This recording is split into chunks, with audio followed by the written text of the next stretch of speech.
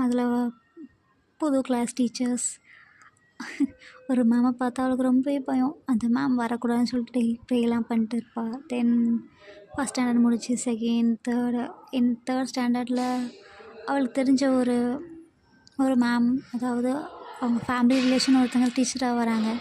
இனிஷியலாக இவளை தான் அவங்களுக்கு தெரியும் அப்படிங்கிறதுனால ஸ்கூல்ஸ்லாம் நேம்ஸ் எழுதி போடுவாங்களே, யார் பேசுகிறாங்களோ அவங்க பேர் எழுதுங்க, அந்த மாதிரி ஒர்க்கெல்லாம் இவள்கிட்ட தான் கொடுக்குறாங்க. இவளுக்கு அது புதுசாக இருந்தது. அதே மாதிரி இவளுக்கு அது பிடிக்கவும் செஞ்சுருந்தது.